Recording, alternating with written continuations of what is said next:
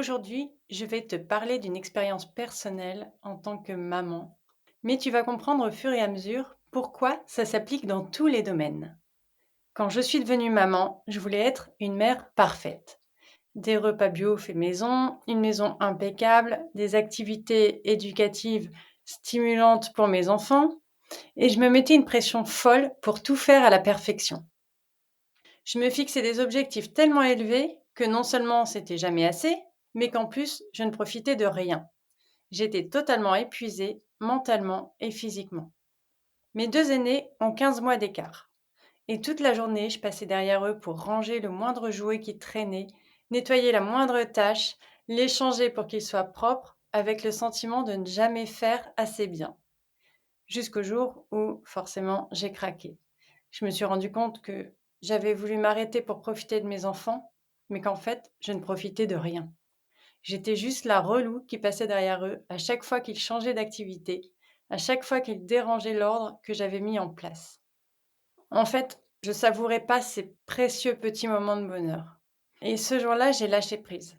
J'ai appris à lâcher du lest, à me concentrer sur des moments de qualité avec mes enfants. Et contre toute attente, ce changement d'état d'esprit m'a apporté une sérénité que je n'avais pas ressentie depuis bien longtemps. Je voulais te partager cette anecdote personnelle pour introduire le sujet d'aujourd'hui, le perfectionnisme. Dans cet épisode, je vais te parler des côtés négatifs, mais aussi des côtés positifs du perfectionnisme. Je vais te parler des raisons pour lesquelles on peut être perfectionniste et des conséquences que ça peut avoir si ces raisons ne sont pas, on va dire, saines. Bien dosé, le perfectionnisme peut nous pousser à exceller, mais à l'extrême, il peut aussi virer au piège émotionnel et relationnel. Alors aujourd'hui, on va essayer de trouver le juste équilibre. Je suis Erika, je suis coach en gestion des émotions et plus globalement en intelligence émotionnelle et je suis ravie de t'accueillir dans ce podcast. Alors, déjà, on va définir le perfectionnisme. C'est quoi exactement? C'est vouloir faire les choses parfaitement sans le moindre défaut. C'est se fixer des standards extrêmement élevés, si bien qu'on se sent jamais ou rarement satisfait, même quand les résultats sont excellents. Alors ça peut être un trait plutôt positif quand il est bien dosé. Ça pousse à donner le meilleur de soi, à viser l'excellence. Mais pousser à l'excès, ça peut devenir un frein, une source d'insatisfaction ou pire. Le problème, c'est que la pression pour la perfection, elle est omniprésente. Sur les réseaux, au travail, dans nos relations. On nous vend constamment l'image d'une vie parfaite, d'un corps parfait, d'un couple parfait. Alors fatalement, on va développer des attentes qui sont déraisonnables. Et aujourd'hui, je voudrais te parler de cet équilibre entre l'ambition et l'acceptation de nos limites que je veux justement t'aider à trouver aujourd'hui. On va parler des avantages du perfectionnisme.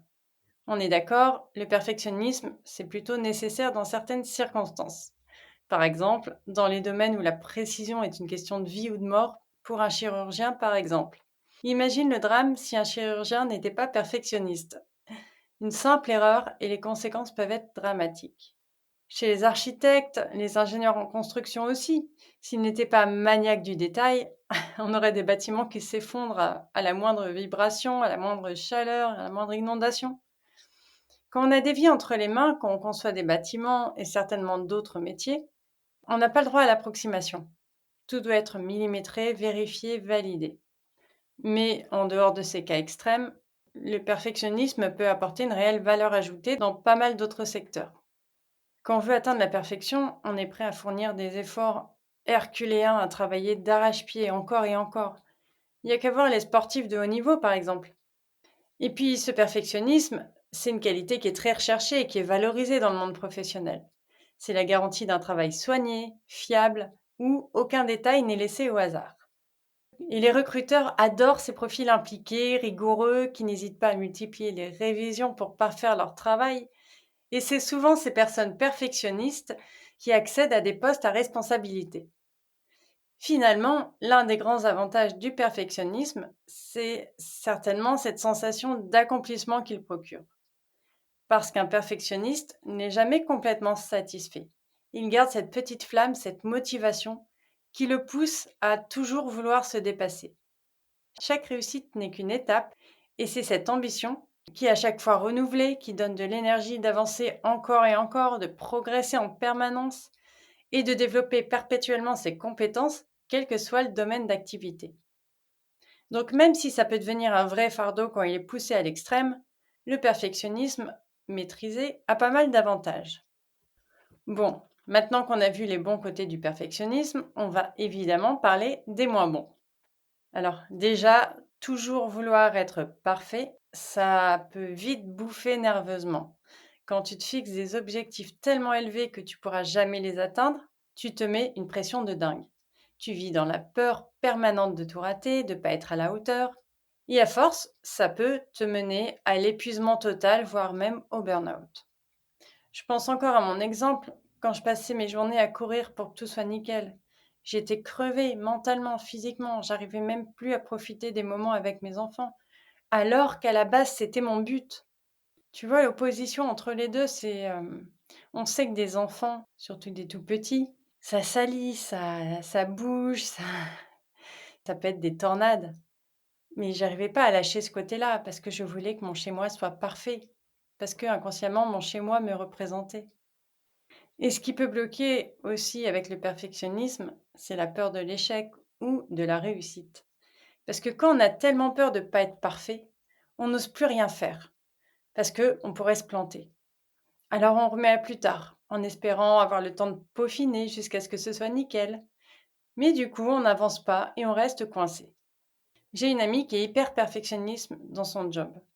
Et du coup, elle est tout le temps à la bourre sur ses dossiers, parce que forcément, elle passe des heures à les relire, à les remanier jusqu'à ce qu'ils soient impeccables. Attention, impeccables à ses yeux. Mais pendant ce temps-là, les autres dossiers s'accumulent et elle se met encore plus la pression. Elle me dit souvent qu'elle a peur de décevoir son patron ou ses collègues si son travail n'est pas 100% parfait. Mais du coup, en fait, ils sont pas satisfaits puisque tout est en retard. Et ça peut se traduire aussi, comme je te disais, par la peur de la réussite. Parce que si on excelle, on va peut-être attirer l'attention, on va devoir assumer des responsabilités encore plus importantes, on va devoir être à la hauteur des attentes. Et ça fait flipper les perfectionnistes. Ils préfèrent rester dans leur zone de confort plutôt que de prendre le risque d'avoir ces attentes élevées de la part des autres, et aussi élevées que les leurs peut-être même. Et le perfectionnisme, ça peut aussi fragiliser nos relations, autant au travail que dans notre vie perso. Quand on a des attentes irréalistes envers soi-même, on en vient souvent à les reporter sur les gens autour de nous. On devient hyper exigeant et critique envers nos collègues, nos conjoints, nos amis, nos enfants. Au travail, ça peut se traduire par une attitude qui va être très contrôlante, très jugeante. On microgère les moindres détails. On râle dès que quelque chose n'est pas fait comme on le voudrait. Et tout le monde se sent sous pression, évalué, rabaissé. Et forcément, ça crée des tensions et t'imagines bien un climat hyper pesant. Et dans la vie perso, c'est la même chose. On attend des autres qu'ils soient aussi organisés, aussi performants que nous. Mais, spoiler alerte, personne ne peut rivaliser avec un perfectionniste. Alors, les autres se sentent jugés et ont l'impression de jamais être à la hauteur. Et quand on est perfectionniste, on a souvent cette illusion qu'on peut tout maîtriser, tout contrôler si on fait les choses parfaitement. Mais la réalité, c'est qu'il y a toujours des paramètres extérieurs qui nous échappent. Que ce soit les imprévus ou les réactions des autres, rien ne peut être complètement sous notre contrôle. Et ça, quand on s'en rend compte, ça peut faire un choc. On a l'impression de perdre le contrôle, de plus être capable de gérer correctement les situations. Et c'est très déstabilisant pour un perfectionniste qui a besoin de se sentir maître de la situation. C'était mon cas quand les enfants retournaient à la maison, je me sentais pas maître de la situation. J'ai perdu le contrôle. Et ça ravive la peur de l'échec.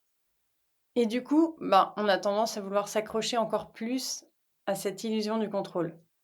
On s'acharne à essayer de tout prévoir, de tout anticiper, de laisser aucune place à l'imprévu. Mais c'est impossible. Et donc, on s'accroche à l'impossible. Et en lien avec ce besoin de contrôle, les perfectionnistes ont souvent du mal à déléguer, forcément. Personne ne fera les choses aussi bien que nous. Donc, on préfère tout garder sous notre responsabilité. On a du mal à faire confiance, de peur que le travail ne soit pas réalisé à la perfection, à notre perfection. Et cette difficulté à lâcher prise s'explique aussi par le driver soit parfait. Un driver, c'est, pour résumer très succinctement, très grossièrement, c'est une phrase qui est un peu notre mantra, entre guillemets, qui nous a été inculquée par notre éducation, notre famille, notre vécu. Et ça peut être sois parfait, fais vite, sois fort, fais des efforts, fais plaisir.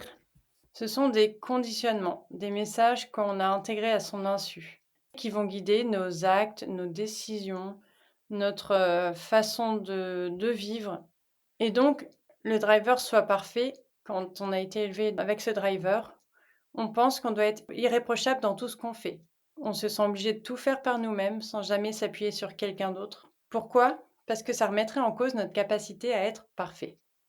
Et c'est un cercle vicieux parce que cette incapacité à déléguer renforce le sentiment de ne pas être à la hauteur puisqu'on s'épuise.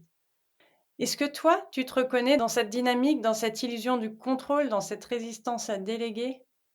Tu peux te demander aussi comment est-ce que ton perfectionnisme s'exprime dans tes échanges avec les autres? Est-ce que tu as l'impression d'être trop exigeant ou de mettre une pression démesurée autour de toi, par exemple?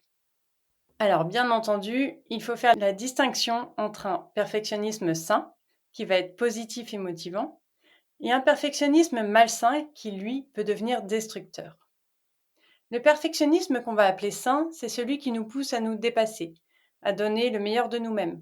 Il nous fait viser l'excellence, chercher à améliorer nos performances. Il nous permet de nous fixer des objectifs assez ambitieux et de nous surpasser. Celui-là, il peut être très bénéfique parce qu'il va stimuler ta motivation et ta créativité. Mais le perfectionnisme peut aussi devenir pathologique quand il devient excessif et irrationnel. Quand tu te fixes des attentes irréalistes, que tu es dans la recherche permanente de la perfection absolue, quand tu te mets une pression démesurée et que tu vis dans la peur constante de l'échec. Et comme tu peux jamais atteindre cette perfection fantasmée, tu te dévalorises, tu t'épuises émotionnellement et physiquement.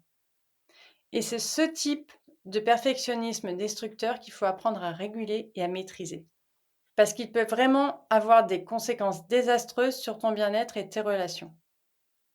Tu vas me dire, ok, mais comment le réguler? Alors déjà, essaye de prendre conscience de tes standards de perfection. Qu'est-ce qui te pousse à vouloir être parfait? Qu'est-ce qui arrivera si tout n'est pas parfait?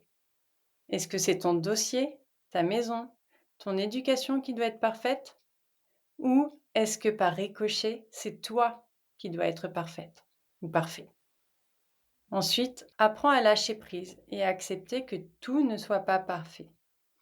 L'erreur et l'échec font partie intégrante de la vie. Ils font partie des apprentissages, de l'évolution. Ils sont normaux. Ils sont même productifs, j'ai envie de te dire. Alors, essaye peut-être de te féliciter pour tes efforts plutôt que de te juger pour tes imperfections. J'ai envie de te dire, même quand c'est pas parfait, si jamais tu as des remarques sur des défauts ou des imperfections dans ce que tu rends, dans ce que tu produis, dans ce que tu fais, tu peux les utiliser, ces remarques, pour faire mieux la prochaine fois, pour les éviter. Mais au moins, ces remarques te serviront à quelque chose et tu sauras quelle est la perfection du point de vue de la personne qui a fait ces remarques, si elle t'en fait, encore une fois.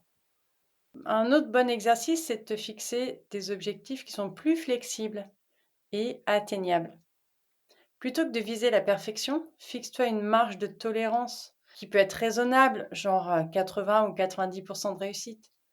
Ça te permettra d'apprendre à être plus indulgent envers toi, mais aussi de relâcher la pression. Et tu verras ce qui se passe. Peut-être qu'il ne se passera rien. Et enfin, t'as pas besoin de tout faire par toi-même pour que ce soit parfait. Fais confiance à ton entourage, à tes collègues, à tes proches, et laisse-les aussi contribuer. Tu peux essayer sur des petites choses sans importance au début.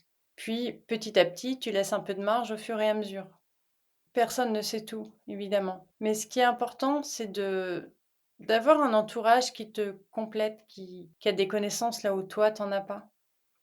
Ce qui permet, au final, quand tu es en groupe, d'avoir des connaissances holistiques parce que chacun peut répondre à chaque question dans chaque domaine. Et ça, je trouve ça assez intéressant comme approche. Se dire que non, on ne sait pas tout, non, on n'est pas parfait, mais qu'en combinant nos connaissances avec d'autres, ça peut vraiment être parfait sans pour autant se mettre une pression de dingue. Et pour éviter la procrastination, si c'est ton cas, si tu te rends compte que tu sors des délais parce que c'est pas parfait, tu peux te fixer comme premier objectif d'écrire 2 pages au lieu de vouloir rédiger un rapport de 20 pages en une journée. Puis tu passes à 4, à 6, etc. Et ça te permettra d'avancer de manière un peu plus sereine. L'avantage de cette méthode, c'est qu'elle te permet de goûter à la satisfaction d'avoir atteint tes objectifs et forcément de ne pas repousser la récompense à plus tard, mais aussi ça va booster ton sentiment d'efficacité et t'encourager à poursuivre. Alors dis-moi ce que tu penses de ces différentes approches. Est-ce que ça t'inspire? Est-ce que ça te semble pertinent à mettre en place? Ou est-ce que c'est trop difficile pour toi? Pour résumer les principales choses qu'on a vues aujourd'hui, on a compris que le perfectionnisme peut être une bonne chose quand il est bien utilisé, car ça nous pousse à toujours vouloir faire mieux. Mais quand on le pousse trop loin, ça peut devenir un vrai problème et nous épuiser. La difficulté, c'est donc de trouver le juste milieu, de canaliser son besoin de perfection pour en faire une force, sans pour autant se laisser dépasser par cette envie d'être parfait à tout prix.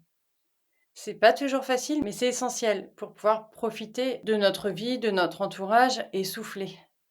Alors, mes chers perfectionnistes, je vous encourage vraiment à vous lancer dans ce travail là-dessus si c'est un perfectionnisme qui est trop exagéré, qui est trop fort. Je vous encourage à prendre le temps de bien identifier vos attentes irréalistes, apprendre à lâcher prise et à faire confiance aux autres. Fixez-vous des objectifs plus réalistes et n'hésitez pas à demander de l'aide autour de vous. Ça peut prendre du temps, mais ça en vaut vraiment la peine. Et vous pouvez aussi, si vous voulez, me contacter si vous souhaitez en discuter davantage. Je serai ravie d'échanger avec vous et de vous accompagner si vous vous rendez compte que vous foncez droit dans le mur. Je te remercie pour ton écoute et j'espère que cet épisode t'a donné des éclairages sur le sujet. Et s'il t'a plu, je t'invite à le partager au maximum ou mettre un avis sur Apple Podcast ou Spotify pour m'aider à continuer. La semaine prochaine, on parlera de comment apprendre à se connaître pour mieux s'aimer.